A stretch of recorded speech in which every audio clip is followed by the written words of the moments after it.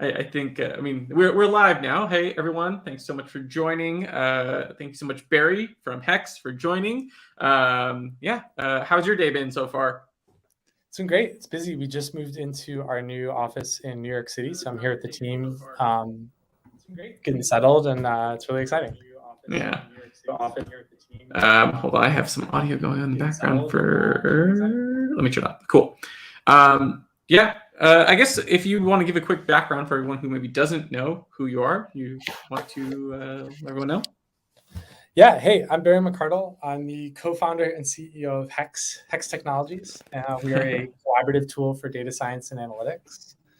I've been working with data my whole career. I did some undergrad research where I was using like R and spreadsheets, and this was before data science was really a thing. Actually, it was like 2010, and then I was in consulting for a couple of years. I did a lot of data projects, and then probably the main, sort of part of my career, I was at Palantir for about 5 years, building and scaling a number of data solutions across government and enterprise. Went to another startup, and then I started Hex. That's been my journey, and kind of all really in data for the most part. Yeah, I'm always like, just because like data oddly feels like this all-encompassing thing, I always like to ask people, like, what do you do when you're not doing data stuff? Being CEO is pretty all-encompassing, not to mention data. I don't know. I live in San Francisco with my wife. I gotten really into cycling, and SF's a great place to do it. Love traveling. I read a lot of nonfiction, biographies, and history. So if people have a good biography or history recs, I'm always looking for that. Yeah, that's it. I don't know. I mostly work on Hex, man. I love what I do, and I love our team, and so that's a big part of my life right now. Yeah. I mean, you brought up Palantir earlier, and I think I don't remember where it was the article, but I just read an article about like the number of startups that are like from Ex-Palantir people. Article. I don't know if I love that name, but it's a nice article. Yeah, and I think you were referencing it, so I was like, oh, that's interesting. I knew there was a few, but I didn't realize how many there were until then. There's a ton that aren't even mentioned in there. I know dozens now of people. I was just at happy hour last night with folks starting companies, and it's fun to read an article like that. Both being mentioned was cool, but also just like I know most all of the people mentioned in there, so it's kind of fun to see all these friends of mine that are doing amazing things. It's really neat. Yeah, it's like a graduating class. Everyone is. Yeah, that's right. Yeah. Well, before Hex and before Palantir, you were at several other companies, including like PwC. How would you say you were kind of driving value with data there? Well, I originally was recruited by a small management consulting firm that was really technical. It was called Diamond. They were really technical. They were focused on the technology and data, and that was really appealing to me. They got bought by PwC, so I wound up at PwC, but I still got to work on a lot of very interesting technical and data focused projects. Mm-hmm. And I was always a guy on my consulting teams that was like, other people like wanted to work on slides, and I love slides, but I was the one that really gravitated toward doing a lot of the data stuff. And I was always like, yeah, I'll own the model, I'll drive, this. And a lot of my projects, I wound up building pretty sophisticated, kind of pushing the limits of Excel in terms of like lots of tabs and crazy formulas. I was writing VBA, basically built data apps in Excel, right? Like buttons and drop downs and like UI. And, at the time it's like, it's like you're a fish in a pond, you only know water. Like I didn't really know that there was like better ways to do this stuff. And at one point I even like set up an access database on like a kind of pilfered PC tower. One of my clients, I like had it plugged in under a desk. I don't think I was supposed to have it, but I was kind of pushing the limits of this stack, and it was cool. But I think I was very limited in terms of the impact I could create, because at the end of the day, my deliverable was like an Excel workbook, which while you can do some cool things in Excel, it's not as durable and scalable as sort of data applications. And so, I'm proud of a lot of the work I did, but when a friend approached me and said, I was having like brunch with him, and he was like, I was telling him about what I did, and he was like, well, I work at this company called Palantir, and like, this is all we do it with like modern technologies. That kind of clicked for me of like, oh, there's like a lot of better ways to do this, and I can go be at the cutting edge of that. That was really exciting to me. Yeah, you're saying like things that I think even I dealt with. When I first started, I recall like someone being like, "Hey, look, here's VBA. Look, we can make a cool like app in Excel." And for anyone who's listening who uses VBA, it's no shame to it. It's just like Shout out to VBA, yeah. It's like it got us very far, but it feels very limiting, right? Like you're like at a certain point, you're like, I am stuck in this little box. Of Excel. I have this blog post on our site called Long Live Code that is about, it's kind of just a little reflection about code and no code and low code. And I wrote it a couple of years ago now, but I talk about Excel in it. And I think one of the interesting things about Excel is it's so widely used, not because it's the best tool for everything it's used for. I mean, it definitely isn't. Like people use Excel for some really weird shit. But it's because it's so accessible.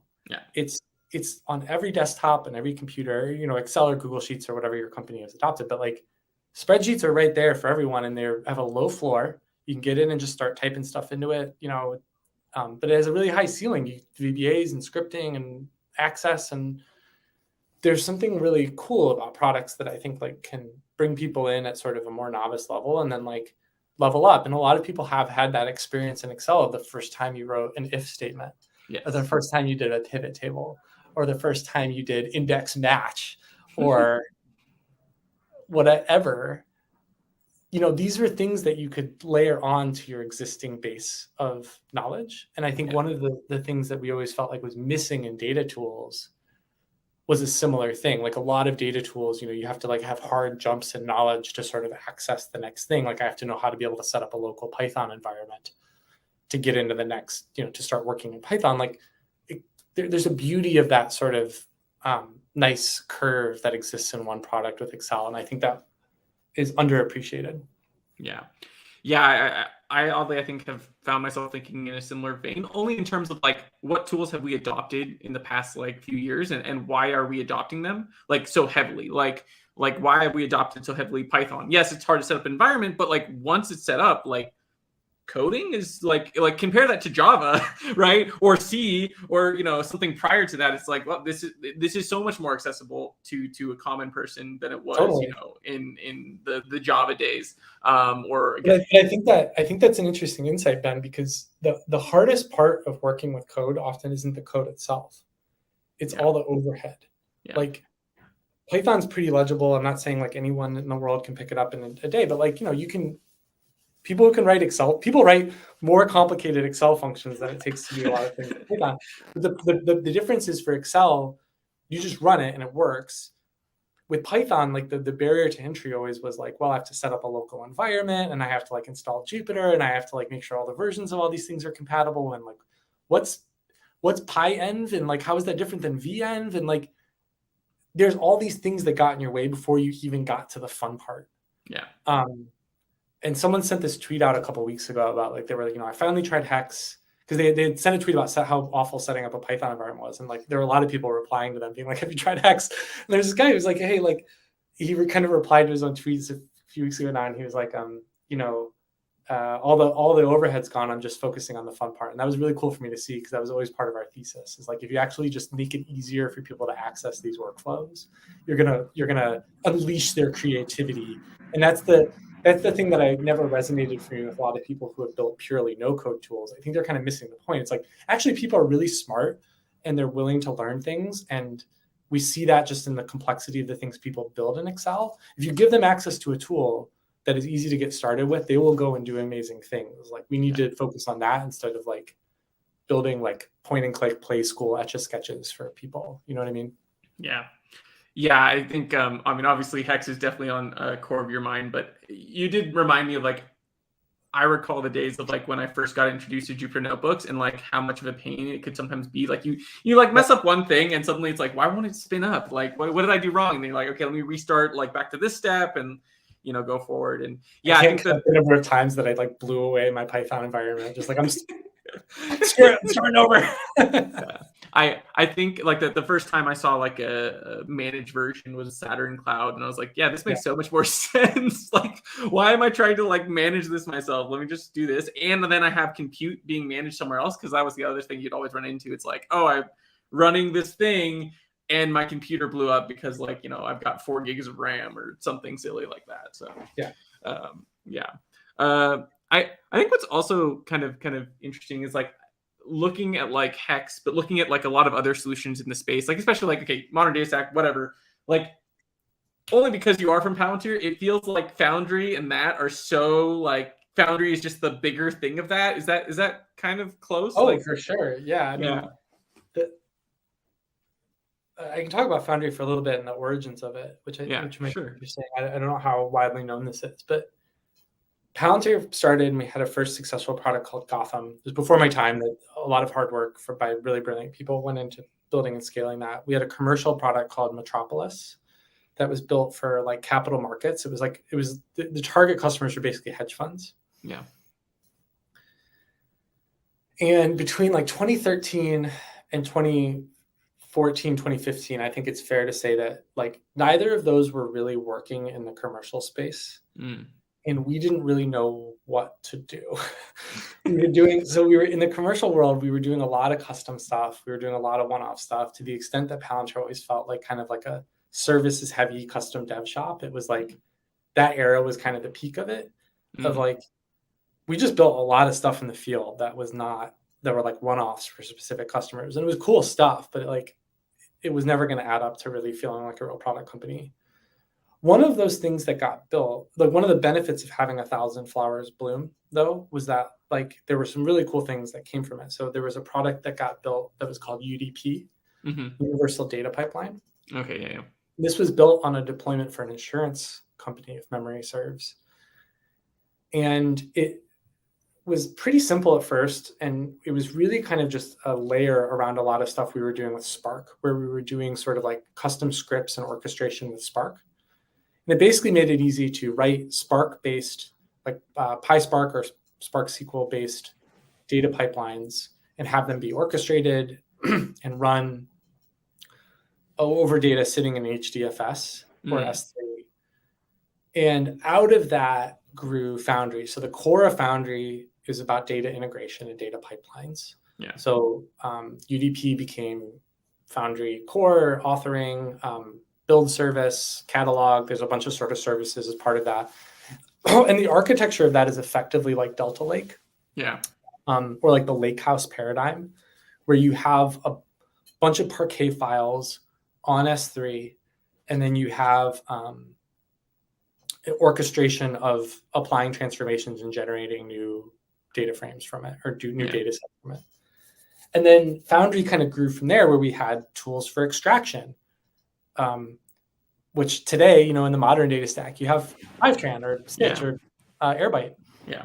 We had tools for, and then the storage and transformation layers were very similar to like what you get with a Lakehouse, and then what you get with like DBT. So like DBT, that sort of like DAG-based transformation framework, like is very similar to some of the concepts from Foundry.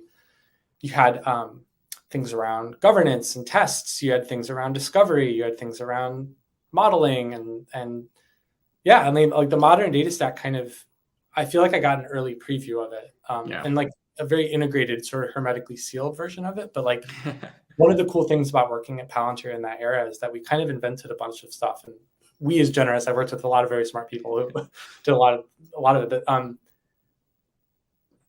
we get to build a lot of this stuff, and so there's parts of the modern data stack today that feel very intuitive to a bunch of us because we saw it work a few years ago. And Hex, is not unrelated to sort of the origin story of Hex too. Yeah. I think that kind of leads into kind of the next question. Oh, sort of, I guess, like what led you to kind of build a startup, and in particular, what led you to kind of like Hex? Well, as I mentioned, I've been working with data tools my whole career, and Hex in a way is the tool I kind of always wish I had. Most acutely, I went to a healthcare startup after Hex, and I worked really closely with our data team. And, we had a proto modern data stack. This was 4 years ago. So 2018, we had Redshift, we had DBT. I think we were using Stitch for extract, and we had Looker. And so we were pretty early to adopting all of these, like DBT especially. We were in New York, so we were part of that sort of early DBT enthusiast community. And this was a great stack for a bunch of things. And having come from Palantir, there were things like DBT where I was like, oh, cool, this kind of exists outside in the real world, neat. Yeah. But we were still doing all of our like exploratory stuff, all of our modeling, a lot of other work in random notebooks and one-off scripts and SQL scratch pads. We were still transferring a lot of things via CSV. We were sharing our insights via like screenshots of charts and slides and PDF exports and these hacky ass scripts where it was like, okay, I've written this thing as a Jupyter notebook. It like pulls from Redshift with like a plain text token. It does a bunch of modeling. It then dumps the data back into Redshift so we can look at it in Looker, and it's going to run like every hour on a cron job. And I wrote it in a notebook, and I have to decompose it to a SQL or to a Python script so we can like check it into GitHub and have like sane version control. And the whole thing just felt goddamn insane. And like it felt insane and broken in its own way, I think just objectively, but I think especially coming from Palantir, where we had this like sense of what good looks like for software. We had built this really well integrated platform and just had really high standards. And I think I was used to for a few years, like seeing a broken workflow. And the first thing I would do would be like, let's go build a product and fix it. Because that was very much the Palantir ethos. And so I felt like there was something missing here, and I actually started this journey kind of as a buyer where I was like, someone has to have solved this, and kind of was just looking for solutions. We tried a bunch of stuff. We tried existing commercial products. We tried cobbling together a bunch of open source stuff, and nothing felt like it reached that bar that I had. And then one of my co-founders, Glenn, he was my intern at Palantir in 2014. We've been working together kind of ever since. He came to this healthcare startup with me or soon after me. And so he and I both looked at this stuff and we're like, man, this feels like something should be better here. And then it kind of took us a few months of realizing, but like, no one has done that. Like no one has actually solved this. And maybe we're the people who should solve it. And it was a kind of scary realization, but it was that pain that really was the transitional moment for us. Yeah. I think like, especially if you had worked in like data science or data analytics, especially like 2010s or maybe before that, for me, it's like 2015, 2013 era. Yeah, that is very like, how did you put together an analyst workflow? Well, like you said, you had a notebook, you kind of shared it around. My SQL thing over here, and that's where I write my queries. And then when I get the query right, I copy paste the query into my Jupyter notebook in between the triple tags. I use a shared credential, put in an environment variable to build my data connection. And and so when we were actually starting Hex, one funny thing was like, a lot of people would be like, well, why are you doing this? You can already do this. And I'd be like, really? You can buy this product? Where is it? And they're like, well, no, you deploy Jupyter Hub in just the right way, and you get the right extensions, and then you have everyone set up their environment just like this, and then you make sure no one ever changes anything, and you have a full-time person to manage all of it. It might work. And I was like, no, that's not it. Yeah, I think like workflow and like user experience is often kind of missed. Like I think it's one like this is a one-off, but it's one reason I love Canva.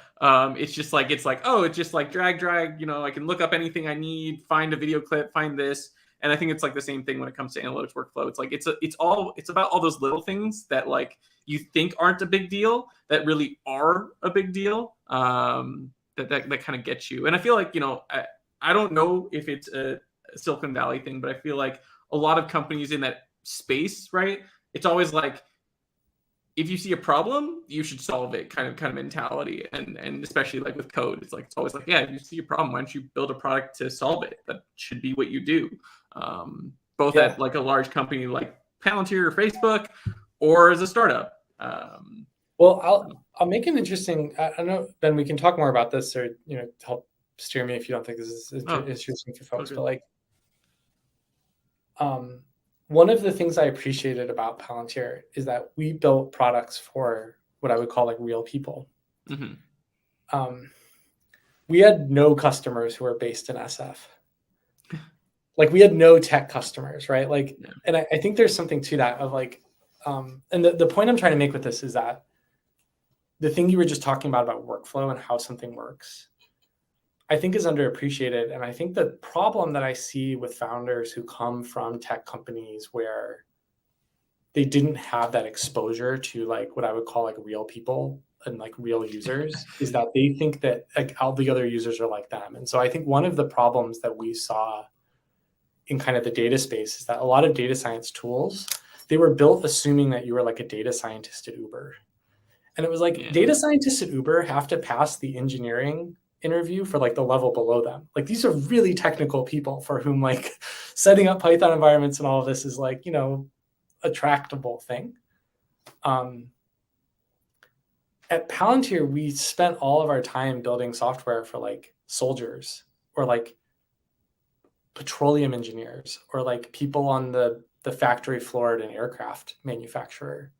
Mm-hmm. And these are people for whom like they're very technical, you know, they're very analytical. They want to use data to do their best work, but the workflow matters. Like they're not going to install a Python environment. Like having a workflow that's well integrated and feels good and is intuitive will actually make or break their ability to get value from their data. I think that was one of the observations we had really early on, is like a lot of the existing products in the data science world, whether they were open source or commercially available, I think were built for like an actual very small portion of the population compared to all the people who could get value from being able to use data better in their day-to-day. Yeah, I think that, like, again, like in the Bay, like if you're only talking to people there, like you just live in such a different life in so many regards. And then if you go out into like an insurance company, it's like they're dealing with technology is like a cost, right? Like that's the first challenge you're going to come into, is like technology is not like an add-on that like will add value in their view. It's like, this is a cost. This is not our main business. And so you run into that issue. Second, it's like, you know, these people like often have other lives. Like they're like, look, tech's not my only thing. So I think you're often balancing a lot more things there when you're going to other people, and they're kind of often forced to use technology that's older, because if you're working with a bank, they're going to be using older technology because of regulations. Well, there were times that I talked to users and they would be like, we don't get nice things, or we're not used to getting nice things. And it was like, yeah, like a lot of these people are not the people who are getting the most cutting edge things. Yeah.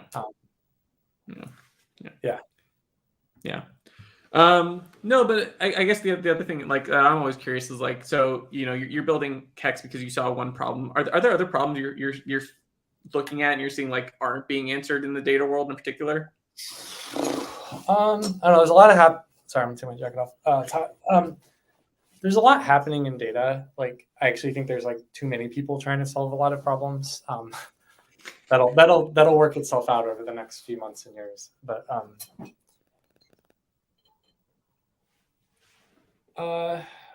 honestly, nothing comes to mind. I feel like I'm mostly fatigued from seeing a lot of people flood in, and they're great. I mean, there's people doing really awesome stuff. I'm not being dismissive of it. I mean, we're all operating in a fairly crowded space.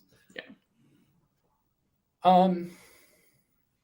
I am really interested in, I wouldn't say there's no one working on some of these things, but I'm interested in, I think we're in early days of what like truly cloud native compute looks like. I think there's interesting things that the big infrastructure players are doing. I think there's interesting things that independent companies like Mcardle are doing.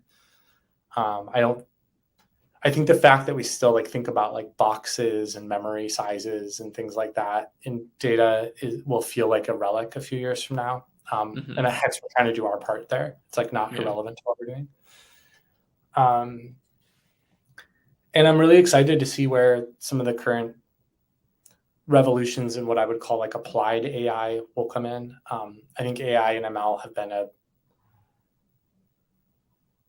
a source of a lot of buzz and false promises. Like when I was at Palantir, actually a big part, like people always think of Palantir and they're like, oh, they do like magic AI stuff. The reality is under the hood,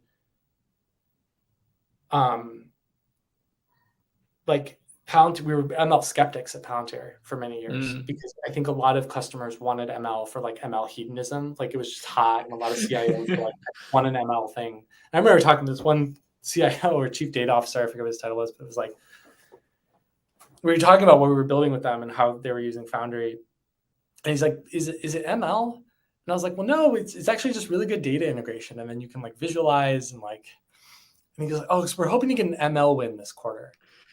And it was like, oh, what? And it's like, you kind of know where he's coming from, of like, I'm sure the board was like, are we doing ML? And he's like, yeah, we're definitely going to do ML. I'm like, I don't know. Like, you probably read like a Harvard Business Review article about companies applying ML, but like, I just think there were many years where like most companies, just get the data, just integrate the data, just focus on that. Like that was actually the thing to solve before you like want to go and train some magic model. But we're reaching a point now where some of these things really are working. And you can look at the kind of off the shelf, or it's becoming off the shelf stuff that you see with like GPT-3, not necessarily in the data world, but in like the art world, like with like DALL-E and Stable Diffusion. And like, there's a lot of change and this stuff is working. It's gone from being like whiz bang or only works in a lab in Mountain View to like, you can go and do it. And that, I'm really excited to see how that's going to come in and where that'll be applied. And again, we have a role to play in that. I think it's going to be very interesting. That's funny. I think I saw, I'm trying to remember what the tweet was exactly worded today, but just because it's like AI doing art, I think it was Kevin from, why am I suddenly spacing where Kevin's from? I have a picture. So Which Kevin? Yeah, too many data people. Kevin and what do you call it? Oh, Metaplane, for some reason. Metaplane. Metaplane. He tweeted something along the lines of like, I too, if I were like an AI model, would decide to do art over like math. Which I don't know if you've ever seen like a tweets like, rich people decide to do art. It's like, yeah, if all I was an AI like bot, I would choose to do art over all these complex math problems as well if I had unlimited time. Yeah, it's an interesting philosophical question, I guess. It's like maybe the AI's already tricked us. It's like, no. I just want to do art. You guys do the math. Well, that's interesting. But it's where I think we're going to come into a period of a lot of change here, and that's always exciting. Yeah, and I think like that's what you like see when you work at a lot of these companies that are in people view as big tech. They've built the foundation that lets them do a lot of this other stuff, right? Like, look, they have data integrations, they have data pipelines figured out, they have data storage figured out. It's not perfect. Like I know like some companies are still figuring out like data governance and some of these like older topics, but they've got the infrastructure in such a way. And again, they're hiring the people that are willing to deal with the problems, regardless of how hard they are. That it all kind of just solves itself, and that's not always the case. In some cases it's like right. But this comes back to what I was talking a little bit earlier about why I feel this isn't a dig on other people or founders. Oh, no. It's why I feel fortunate to have had some of the experiences I have had, where I think if you work at one of these big tech companies that have modern data infrastructure and you're on the cutting edge of developing new data storage stuff. If you worked at one of, let's call it like a dozen Valley or SF-based companies over the last few years, like you got, Airbnb or Google or Facebook or Stitch Fix or whatever, like you were really privileged in that, like you're working at a company that had kind of a lot of data infrastructure built and figured out. And what you think the problems are in the rest of the world, like if you go on to start a company or whatever, like may or may not actually be applicable or even like feasible for the rest of the world. And like you go out, like it's a classic thing of like someone leaves Google and they're like, I'm going to build this tool that we had at Google and bring it out to the rest of the world. And then it turns out the rest of the world just has trouble even like writing a SQL query against data, like because it's often some Teradata thing over in another like, data center. And it's like you kind of get out into like the real world and you realize that like actually people are struggling with a lot of things that if you worked at one of these companies, like you took for granted. Yeah. And one of those things is data integration. I mean, it's like, it sounds really obvious, but like the thing we spent a lot of time on at Palantir was just like helping people get their data in one place so they could even write queries against it. I mean, forget AI for a moment. Just like, can you look at a scatter plot with accurate data is like just, so people were wanting to like sprint before they could crawl. Again, I think just having sort of like seen that up close at a lot of customers and clients of ours, like was very formative for me in understanding like what are the actual problems people have in the actual world. Yeah. I actually like in my newsletter yesterday, I actually wrote like a line that I'm like, people think at Facebook we're spoiled because we get free lunch. And it's true. But like as a data engineer, I felt spoiled because all the data was integrated. Like because the Yeah. applications themselves talk to each other and were sharing IDs. And then You I have was like, access to like infinite compute and like, all this. Yeah, you've got all these niceties built in. whereas when I worked at like a hospital, like I had to integrate a project management system with like a finance system, and like there was a column called project number, and that was supposed to be the project ID, but it was an open text field. So you had like some cases where someone did use the project ID. Some cases people used multiple project IDs in that one field. Some people thought it meant the project budget. So you don't know if you're going to be able to join data together. And so right. And it's like, great. Can we go do some cool AI? Can you use AI to predict this? And it's like, this was actually, I've got a lot of good friends who work there. It's not to dig on it, but I think it's a pretty recognized failure of like Watson, IBM Watson. They had some very prominent, and you can look it up, like kind of implosions of projects where they were like, yeah, we're going to come in with this magic Jeopardy playing AI, and it's going to figure out how to diagnose people and prescribe drugs for health. And at one of these health systems, they tried to implement it. They spent years trying to get anything to work because the data wasn't integrated. It was like, it's almost like a mundane problem that they just like didn't think of. They were like, oh, we're just going to come in and put this AI, but like if you put it on top of garbage data, you're going to get garbage out. And so this to me is the exciting part about the modern data stack, Ben. And when people talk about the modern data stack, it's almost become a meme, right? Modern data stack, it's like overused phrase, but like the root of it, the real core, the exciting core is that it's letting us get data together. It's like, finally, we're getting good at bringing data together is the thing I like to say. Like, you can set up Fivetran to extract data, or Airbyte to extract data from your source systems. You can bring it into a warehouse or data lake like Snowflake, or if you're using Starburst or whatever you're using, we can transform it using dbt. We can, put on some basic observability or governance using tools that are out there. And like, you can snap these things together, like in the course of a week. And like, it's by no means like solved. It's like over, like there's a lot of work that goes into these things, but like compare this to 5 years ago, compare this to 10 years ago, this would have been months of implementation of very expensive tools. And you would have had consultants coming in to do this stuff. And at Hex, like we have a data stack and like, we put a lot of work into it, but the parts, like to bring them together was like pretty straightforward. And to start getting our Salesforce data in and getting it enriched with some things was like pretty straightforward. And like, that is the point of the modern data stack. It's just like making it basically like 10x easier to bring data together. And now the exciting part is now that the data's together, now we can go do all these really cool things. Yeah. Whether it's exotic AI or in most cases, just, being able to look at the data and ask and answer questions of it. The modern data stack is like, the point of it is that it's making these things now possible because we have the data together. Yeah. Do you find you ever have to kind of like help people, since like Hex kind of is at the end of a lot of this? Do you have to help people kind of get there ever, or? Well, no, because one, I think when you're early a startup, especially, you really want to focus on what people call your ICP, your ideal customer profile. And for us, like our ideal customer profile is a customer that's adopted what we call like a modern cloud data architecture, where they've got a cloud data warehouse and they're plugging other data tools into it. So when we talk to a customer and they're like, well, we're still on Teradata, but we're excited to start thinking about our cloud journey, and we're maybe moving to Snowflake next year or whatever, we're like, talk to you then. We're not going to, it's not worth it for us to go spend a bunch of time trying to, like, they're going to need to find their own way to that, because there are a ton of companies that we can go spend time with that have adopted a more modern data infrastructure. And so for us, like some really good buying signals are companies on Snowflake, or they're on BigQuery, or they're on Databricks, and they've adopted something like a dbt. Like 9 times out of 10, we will have a really good conversation to have with that company, because they're probably ready for something like Hex. Yeah, that makes sense.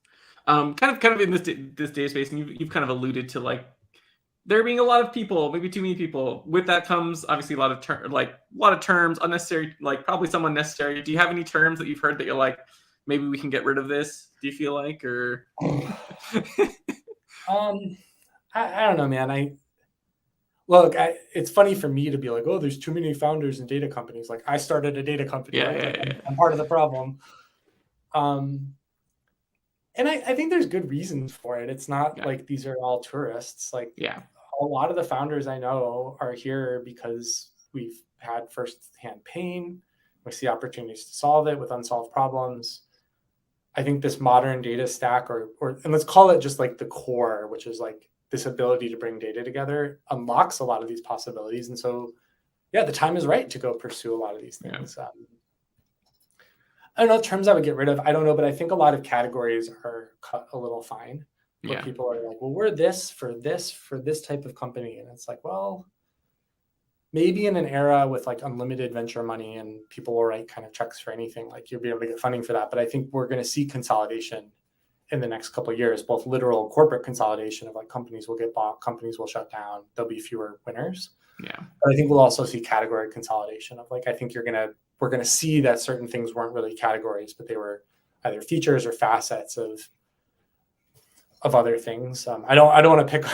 No. I don't want, like, I realized after that, like, I asked that question, I'm like, I guess these are people you talk with, you know. People probably think that about hacks. They might, but you know, we're all figuring this out is the thing. And like, there's things that I thought were definitely going to work that didn't. There's things that I thought would never work that have. So I'm probably wrong about half of it anyway. So I mean, so as long as you're wrong about the right half, I don't know. No, but I feel like I just one thing you realize starting a company is like you're going to make a lot of mistakes, and like there's a few fatal mistakes not to make. You're going to make a lot of mistakes. You got to get over that pretty quick. The consolidation thing reminds me of, I think I just saw that Fivetran, or maybe it was recently, like is starting to go back, like push data, I think, back out to destinations possibly. So it's like seeing people, like, obviously again push into other categories. It's like, everybody bought Grouperoo, and if you talk to everybody, they're like, we're a data movement company. We're not ETL. We're not reverse ETL. I think there's questions about where transformation in the ETL stack goes, like 5 years from now. How many different steps of this are there? Is there a separate metrics layer? Does that get all sorts of interesting questions? And we'll find, the market will tell us. I mean, it's one of the healthy things about the tide going out on VC, just like amount of VC and velocity of VC dollars a little bit, which is it's exposing a lot of things back to the market forces, right? Like, you're either going to get traction or you're not. You're either building a sustainable business or you're not. And you can't always count on the next round being there if you're not. So, you know, I think it's a good chance for us to find out and for the market to tell us where the pull really is.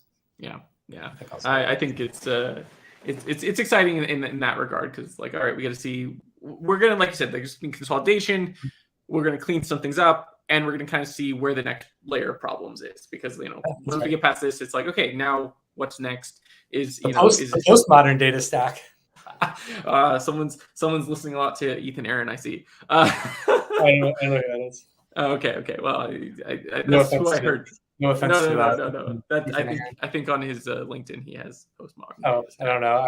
I have something tells me he didn't come up with that. Yeah, I mean, I once saw someone, I think they were making a joke, saying like the traditional modern data stack, and I was obviously got a little kick out of that. I was like, that's hilarious. I love it. Mid-century modern data stack. I don't know. We could, but it's an overuse. I mean, I alluded to this earlier. It's an overused term. I think at the end of the day, it's just like, the modern data stack is a set of tools that assume the existence of a data warehouse and help people bring data together. Like, it's kind of my definition. And like, I don't know, if you kind of put it that way, it's like, all right, cool. Yeah. No, it made sense at a time from a marketing perspective, and we're going from there. Mostly, do you feel like answering questions? And do you have any limits on questions? Because I definitely have a few people asking, did you sell your Palantir shares? You don't have to answer that one, but let me know if there's any limits. I had a lot of my net worth tied up in one company's shares. And so, I definitely diversified. I mean, I don't know anyone who didn't. Yeah, that'd be smart. I think it's a fantastic company. I still have a lot of smart friends and people doing great things there. So I'm bullish on it long term. But yeah, I diversified a little bit, as I think anyone would. Yeah. Yes. Anyone should. It's like, put everything into one basket. So someone asked, I don't know if this was a joke question, but do you have a favorite data warehouse? I probably shouldn't answer that because I'm. Oh, actually, yeah, I just realized you're probably we partner with a lot of. We love everyone. I guess and the other funny thing about it is like I don't know, maybe this reduces my credibility or whatever, but like I'm just like a few years out from being like a day-to-day data practitioner, and like I as CEO I'm just less and less like in the guts of what SQL statements different of these warehouses support. So there's a lot of cool stuff happening and a bunch of them, and no, I would piss some people off if I picked a favorite. So I wouldn't refrain. I've got to like think about it. There's a little more weight to some of these questions that I'm used to asking. Like I'm used to. You're welcome to ask it. I just may dodge them. Yeah. The funny thing is like oftentimes there's like a lot of comparison between like Snowflake and Palantir, but I think it's more from a stock standpoint more than a product standpoint. Yeah. But after using Databricks, I'm like, this is closer. Like Palantir is closer to Databricks in terms of like how it functions. Versus the other way. There's some funny stories there. I mean, what's the? Well, Palantir Foundry is built around Spark. Is the fundamental underlying compute technology that we adopted. When I started in 2014, we were doing a bunch of stuff with just like raw Spark scripts. I think I mentioned this earlier, but a lot of like the genesis of Foundry came from starting to build more info around that. The Databricks folks consulted with us for a while and like learning Spark. I remember there was like a Spark workshop and stuff. So there's some interesting background in cross-pollination back in the day that I don't know how it all wound up in different things, but it's it all kind of came from that early Spark sort of what are the new things that these types of technologies unlock, and it's interesting to see. There's more to say on that another time, but it's interesting to observe that they kind of converged over time. Yeah.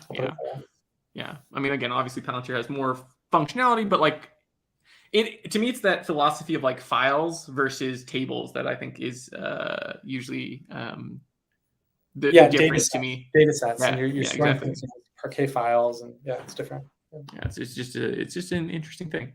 Okay, here's more of a question. I think that I don't know if you were on the data engineering side, but you can kind of generalize this. So what should a young data engineer focus on to grow their career?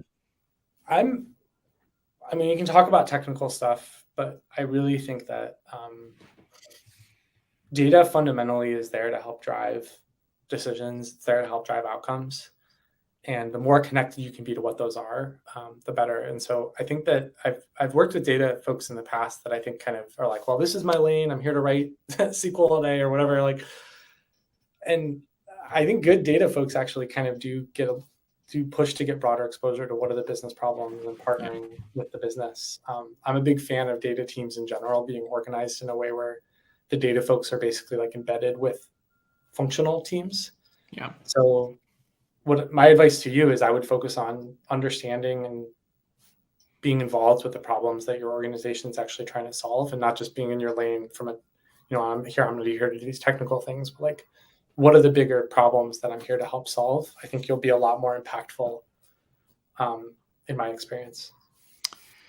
Yeah. And I think, a lot of tools we have today kind of help us get there faster, like to the business need, which is, I think, great because, your impact, like oftentimes when you're a data engineer, you're like, what's your impact? Well, I built this pipeline and it's this table, and then some data scientists used it or something. And I think that starts pushing you a little more, I think, up the value chain, which I think is better personally. All right, here's something that's not.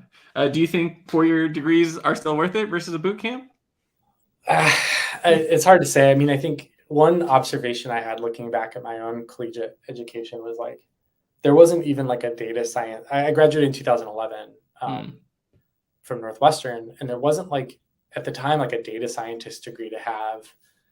the CS major friends that I had were building, like they were doing like low level like operating system stuff and writing things in Java. Meanwhile, like the rest of the world is like having this revolution of like web technologies. And so I think that's changed. So I think my knowledge on this is like a little dated. I think a lot of universities have caught up quite a bit in terms of offering like relevant technical, like this is what people are actually doing in the real world type skill sets. Yeah. And I think a 4-year degree has like a lot of the value I got out of my own collegiate experience happened well outside the classroom. If you ask my parents, especially the first year, my report card showed that a lot of my value I was getting happened outside the classroom. my point is like, you know, if you're purely like just looking for efficiency of like gaining technical aptitude, I'll bet you a lot of these boot camps can do a pretty great job, a lot cheaper and a lot faster than a 4-year degree. But like, you know, if you have an opportunity and you have the means to go pursue a higher education, I think it can be an enriching experience beyond like knowing a technical thing or whatever. Yeah. That makes me think it's like, yeah, I definitely learned Java still, but yeah, then you come out into real world and it's like everyone's on the cloud. Like, what am I like? How am I supposed to actually use this? Yeah, you know, I think that's changed, but I don't know. I think that part of the problem is the pace of industry moves really fast. Like something that's relevant today is completely irrelevant tomorrow. Yeah. And I think it's tough for professors and programs to like keep up with that sometimes. Yeah. Okay, so this is kind of again data engineering. I don't know if you've ever met Adio, but he's around. How do you see kind of like UI data tools evolving for data engineer? So people who don't like to click, right? Like low code kind of solutions. Well, don't like to click like, so I, you know, Hex, like this isn't like a Hex pitch, but like, you know, with Hex, we've built a product that I think has this low floor, high ceiling ethos, which is like, you can come in and write, if you're a Pythonista and you want to just write full Python end to end, great, you can do that. You never need to click a button in Hex. You know, we've got code and keyboard shortcuts for you, and God bless, right? Like, and same with SQL. You can come in and write SQL end to end. And but we also have these no-code cells that are really cool. You can filter, you can pivot, you can chart, you can add UI components. So I think the future of the UI of data tools, which we are trying to push the frontier of, and I expect more people to adopt, is this sort of like low floor, high ceiling aspect of like no code and SQL and Python or whatever other languages can live together. And we do that through an abstraction we have around the data frame. So in Hex, like every cell can generate and return data frames and parameters that then can be used downstream. And we have this kind of magic substrate of this DAG that we dynamically build a DAG, a directed acyclic graph for all the logic in your project. And these data frames and parameters can flow through cell to cell. And those cells can be code, they can be no code, they can be a mix of code and no code. And so we think that abstraction is actually really powerful because it allows us to build effectively an infinite set of different cell types on top of this, both support a lot of different languages and then different UIs.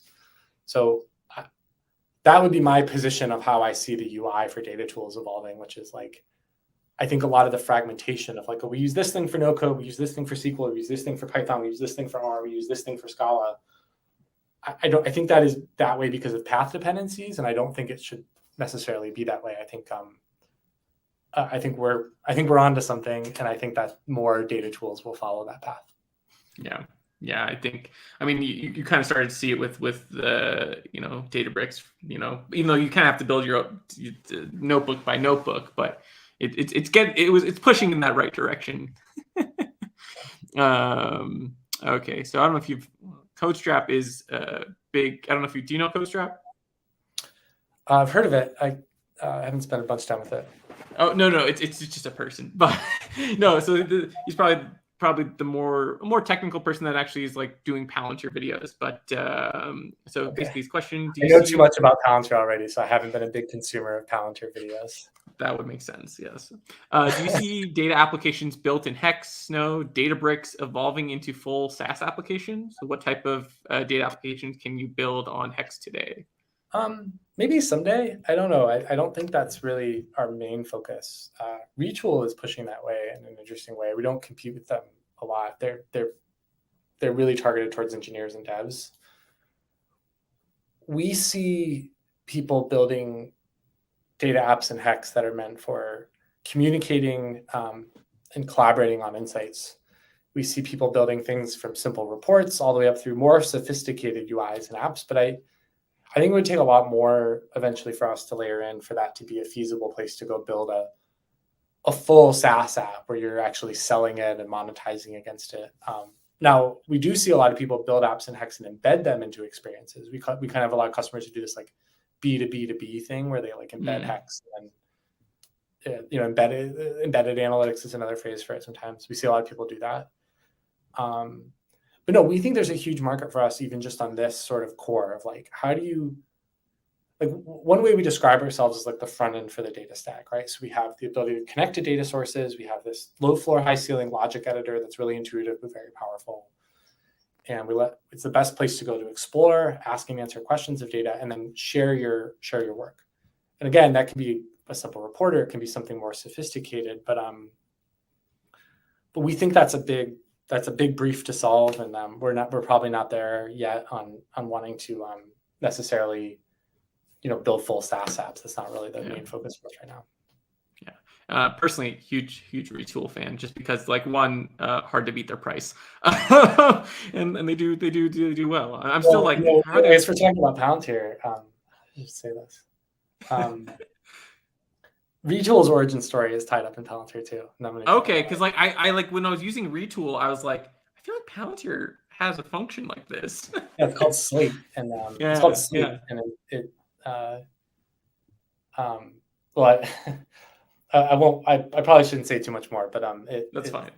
Slate started in 2013, 2014, and gained a lot of popularity internally at Palantir for building these data apps, and it had a full library of configurable widgets and use handlebars syntax. You could write SQL and JavaScript. I think my co-founder Caitlin was actually the one who wrote the JavaScript engine for it. And we used it internally to build a lot of data apps, everything from communicate, sort of dashboard type things, but really for these like CRUD apps, these like operational apps. And so it's great to see Retool take that concept and go and build a big business out of it. So congrats to them on that. Yeah, no, I love their product. I've convinced other like clients to use it because they're like, oh, we want to build this thing in like Streamlit or this or that. And I was like, I literally built you this thing in 20 minutes. So you can go build this yourself and deal with all the authentication issues and all of that. Or idea. It's a great idea. It's a great idea. And I was like I said earlier, I was fortunate to be at Palantir to kind of get to see the first version of a lot of these things before they became their own things in the broader world. Yeah. So I'll leave it at that. All right. Well, on that, just because we're talking about like Palantir, and like this has me thinking in terms of like Palantir, why is it so hard to adopt? So Dash. What holds Palantir back from becoming kind of mass market?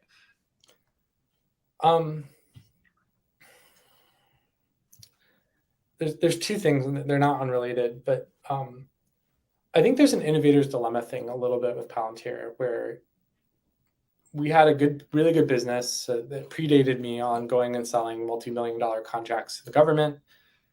And we had a really good business in the commercial space, selling these really big deals to customers where we were deploying software, but also a lot of humans to go build things and custom build things. And we kind of started getting these price tags around what we were doing, and well-deserved because the software was really good and we were able to provide a lot of value. But I think when you're it's all public information, and I've been gone for like 4 years now, so I don't really know anything privileged anyway, but like it's all public information. If you look, like they don't have a lot of customers, but their customers pay them, a ton of money. Yeah. And when you have that, I think it's really hard to like layer onto that a business where you're going to go sell like pay go self-serve. Like you can roll up right now to Snowflake and just click start using it without talking to a salesperson, much less have to have a team of 4 deployed engineers show up on site. And I think it's kind of an innovator's dilemma thing a little bit of like, you have a business thing that works and you don't want to disrupt it. And like, I think if they offered a more mass market or self-serve or SaaS-y type version, there's nothing technically holding them back. Like Foundry is completely capable of being deployed multi-tenant, like they could do it. They do it with the Foundry for Builders thing. I think the question is like, what does that do to, does it cannibalize or erode your ability to go monetize at the level you do with these bigger customers? Like, if you have a pricing page that's like pay-go pricing that, is like some reasonable number of dollars per compute unit or whatever. And then like you go to a Fortune 500 company and you're like, yeah, that'll be $15 million per month. Like so it's not unsolvable, but I think that's kind of a core of it. The other thing is that it's built as one integrated system, and that's its strength, that everything works together. You're not cobbling a bunch of other tools together. You're buying one thing and it all works well together. And each of those pieces might not be the best, like there might be better products out there to do that specific thing, but because it all works together, that's such a strength. And that's one of the reasons the product Foundry is so incredible. I think the downside of that is it's not necessarily built to integrate well with other things. And a lot of companies won't want to just buy one thing. So they'll want it to integrate a lot of things. And so it can integrate. It's like, there are APIs and standards and stuff like that, but it's not, I wouldn't say it's like the sweet spot. Yeah.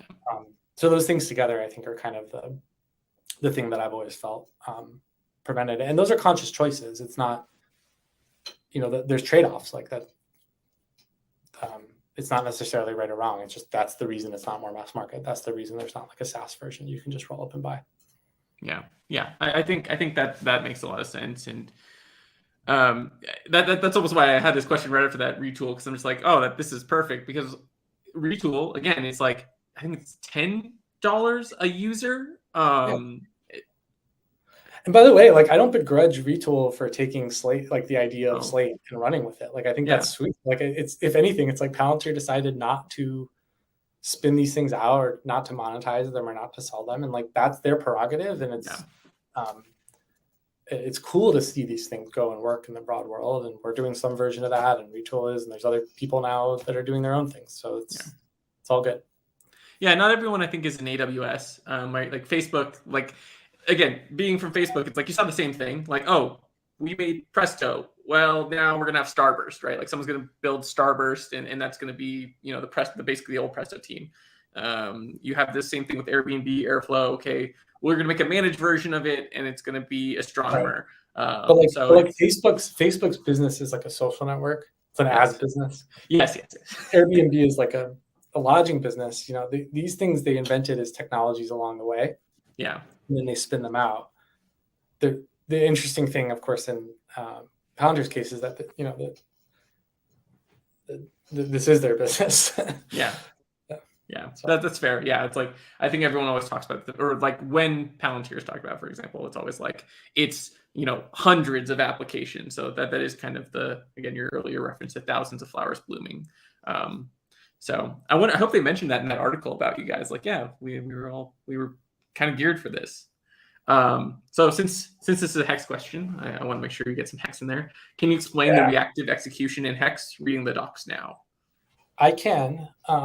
So in a traditional notebook, you have the problem of state. You can run cells out of order, which is nice in its own way, but also really frustrating because you can wind up with these weird state issues. And there's issues then around reproducibility, like, will you get the same answer every time? There's issues around interpretability because you can run these things out of order and notebooks can just generally get messy, like what's actually happening here. And there's issues with performance, which is like, often you're just restarting your kernel and running it from scratch, which obviously soaks up compute and it's just you're waiting for a long time. And so, we were very aware of these problems coming into Hex. We knew we wanted to solve them and we had a bunch of ideas. And one of them was building a reactive execution model. And so reactive, for people who don't know, reactive versus imperative programming, reactive means that when one variable changes, dependent variables also update, in a nutshell. And so we've built this into Hex where as you're writing code, we automatically parse the code and we parse what's called the abstract syntax tree of the code. And what we do is we look for variable references and assignments. So if cell 1 is x equals 1, and cell 2 is, x, we can see that in cell 1, there's a variable assignment, x equals 1. And so we actually will show in the UI under that cell, we have this little like pill that'll show x.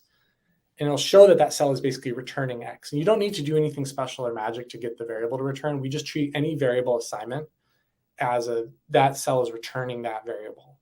And that can be just a variable like X equals 1, or like a data frame, like df equals, whatever. Mm-hmm. We treat that like a returned variable. And then you can reference that variable downstream. And when you reference it, we interpret that, we see that, and we create the connection. And so it dynamically builds this DAG. And we actually have a really cool graph view that you can open, which shows you the DAG. And so you can actually see it. And then the project executes based on it, which means if I go up and update that cell, X equals 1, it'll update that cell below that says, X, and then X equals 2. It'll update that cell that references it, and it will only update that cell, or it'll only update that cell on downstream dependencies. And this reactive model really solves all of these state issues with notebooks. It is more reproducible because the state is going to execute the same way every time. When you change something, it's going to change the same downstream cells. It's more interpretable because the graph is actually sick. You can look at it and see, okay, I can see what's happening in the notebook. I'm not trying to follow the logic of these cells that probably got ran out. I can look at it. I can see how things relate. And it's more performant because when you update one of those cells, we're only running dependent downstream cells. And in Hex, we have this ability to publish data apps where you can put UI elements into the notebook, or the logic view, we call it. So sliders, drop downs, pickers, whatever. You can put them in your notebook, reference them, and those UI parameters return variables as well. You can reference them, and then you can build a data app. So you can drag and drop these things, create sort of a UI, and publish it. And the data apps execute according to the DAG. So this is the cool part because, like something like Streamlit, which is really cool. I think Streamlit's neat.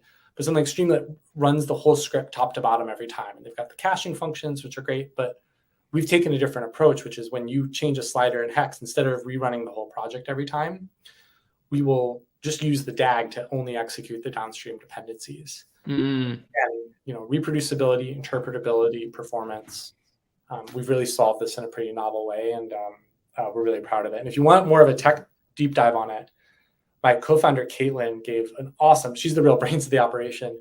She gave an awesome talk about it at Data Council in March, this conference in Austin. There's a YouTube video of it. If you Google it, or it's linked to from our blog, there's a section with it's called Elsewhere. It's like external links. It should link to that talk. And she gives kind of like a tech talk on it of how we went about and built it. And it's pretty cool. And it's the team who worked on it. I'm really proud of the end result. It's really amazing. I'm trying to see if I can find this, but I'm not finding. Is it Beyond Linear Notebook? Beyond Linearity, yeah. That's okay. That's the top. Let me put that in the chat for anyone who is curious. Link to that. All right. Maybe a few more questions. So this is something I think we're all kind of talking about in terms of like operational dependencies on data platforms. Like, any thoughts about setting up some sort of operational downstream things from like a data warehouse? Well, yeah, I think that's the way things are moving. I think warehouses are becoming the center of the world, and whether it's you're publishing a data app through Hex, or you're using something like Census or HighTouch to push data to an operational system, or you're running a model off of your warehouse, there's a lot of operational dependencies on data platforms. And so having SLAs are important. I think having monitoring on is important. When you're early building a product, the product will break and no one will notice because no one's using the damn thing. Yeah. But we're at a point now where we have over 260 some paying customers and thousands of users. And so when we have blips, we hear about it. It affects people's work. We take that super seriously. We have to. And so we are mindful that Hex is used to make decisions every day. And we really try to internalize that. And, even big companies with really fancy dev teams have downtime and blips, but you got to take it seriously. If you're building real software, especially in data, I think you really have to take it seriously. So we try to do that. And how do I think it should be handled? Maybe there's a specific angle you're looking for. I think in general, one thing I have found, I'm not sure if this is what you're asking about, but it's what comes to mind, so I'll say it, which is I have found that investing in stability and tests, automated deployment, monitoring, in the moment, it's always like, oh gosh, we're slowing down to do this stuff and we should be building new features. But it's usually my co-founder, Caitlin, really hit me over the head. And she's right, because when we do slow down and invest in those things, it allows us to provide a more reliable, sturdy service that we can hit all of our SLAs. And that's, as our customer base grows and we have bigger and bigger customers, that really, really is important. So we try to take that really seriously, and we're actually doing a bunch of investing on that now, because we, as we're scaling, we need to make sure we can hit that really great level of reliability that our customers are looking for. Yeah, definitely a move slow to move fast kind of mentality. And what do they say? Slow is smooth, smooth is fast. That one, yes, that is the whatever. Literally, it's funny you say that, because just literally last night I was having a Slack conversation with Caitlin about. She was like, I think this is a go slow to go fast moment on one part of our platform where we need to, and she's right, as she always is. No, but it's like a curse of especially the data world. I think people have accepted it in the software world that things take time and things of that nature. But because to some degree things can be fast in the data world, oh, I can connect to this API, pull it out, answer you tomorrow. But then switching it over to making a maintainable system is okay, now I need to put in all these other layers, and that's going to take time. And I think that's kind of the interesting paradigm we're all been fighting. And in startups, it's how do you, we've really check out our change log. We move fast, we ship like crazy, but we can't do that in a way that compromises quality. Yeah. Finding that balance is tough. Again, just having spent the years we spent at Palantir, we had people relying on our software to make life or death decisions. And so you kind of get that not drilled into your head a little bit on reliability matters for some of this stuff. Yeah, you just made me rethink about again the tech kind of difference between the tech world and the real world. Just because it's most of the tech stuff, right? It's look, it's bad if something goes down, or it's bad if okay, Facebook went down. Okay, you can't like a picture. Sorry, but like you're saying, if you're talking about military or healthcare or all of these other spaces, it's people are dying or having very terrible personal outcomes from bad. And it's a privilege. It's an absolute privilege to be able to build software that's used for such high impact work. But you got to take that really seriously. Yeah. And at Hex, we don't have necessarily to that point yet where people are, Palantir, I would say, has access to a lot of workflows. We don't yet, but we try to take it just as seriously. At least we were kind of trained to. So. Yeah, it almost sounds like there was a military thing going on there. Maybe it was your guys' touch with government, but it's it sounds like you keep. Well, it's everything. I mean, the government stuff. I worked on an industrial deployment with sensors for oil and gas. We had a system that was used to monitor active gas well interventions to prevent blowouts. It gotta work. It's important stuff. If you're the system of record to monitor if a wellhead is overpressure and is going to explode, the shit has to work. No way around it. Yeah. All right. There's one more Palantir question, and then I don't know if you want to answer it or obviously people don't care, but if you try. I'm glad we got some Hex ones in there. I'm thank you, Coach Trav, for giving us some chances for Hex. Any thoughts about Palantir's future or leadership? I've been gone almost for as long as I was there, which is a fairly funny feeling. I've been gone 4 years this summer, so I'm the wrong guy to ask about the future, and I'm the wrong guy to ask about the current leadership. The people there and the leadership there, I always found to be just remarkably brilliant humans. You can't get where they have without that. And that is a company that's had to reinvent itself multiple times, and it's untold story of the number of sort of pivots that literally happened. And it's shown itself in the past to be a very agile and deft organization. And if it's like it if it still has that, which I'm sure it does, I think it has a bright future. And but yeah, I don't know. My knowledge is so dated now. I talk to people who leave these days, and I'm like, you're working on what? I know we did that. Well, I don't want to keep up you here all day, so I don't know if you have any other things you want to say, any questions you have for me. I really appreciate this time. No, I mean, I appreciate all the questions, and I hope folks out there who are doing data science and analytics work will check Hex out. We've put a lot of love into it. You can sign up for free. We've got a community edition you can use for free forever. And we'd love to hear from folks.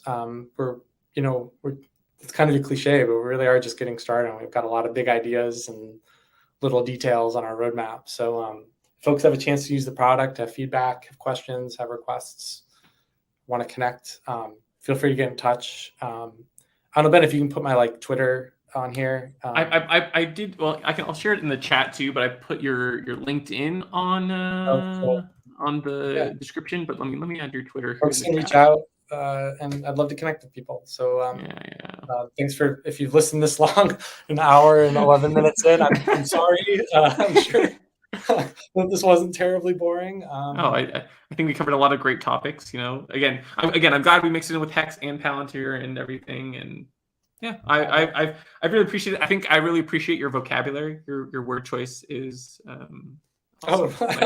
There's certain words that come out that I've really enjoyed. Well, if you have nothing else, I'm going to hit end broadcast, and then thank you all for joining us.